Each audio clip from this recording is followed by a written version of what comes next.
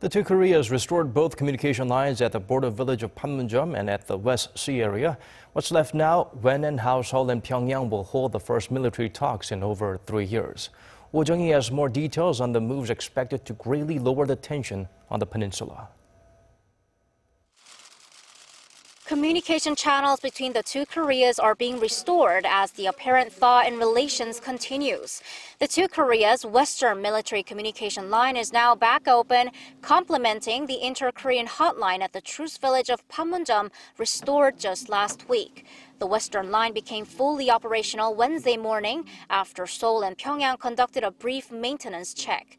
It was almost 2 years that Pyongyang disconnected them in February 2016 in protest against Seoul's shutdown of the jointly run Kaesong Industrial Complex.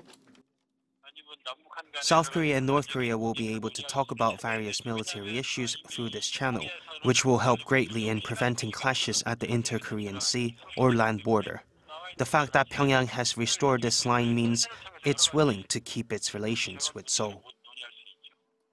This line will also become the main channel through which the military authorities of Seoul and Pyongyang fine-tune the specifics of the military talks they agreed to on Tuesday.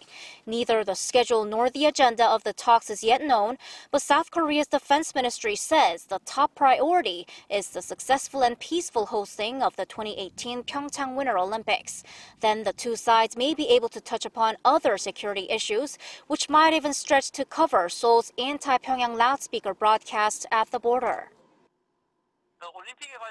The talks are likely to be on a working level, where Seoul and Pyongyang discuss the method and safety measures to be used for the North Korean athletes and delegation to walk to the south through the demilitarized zone.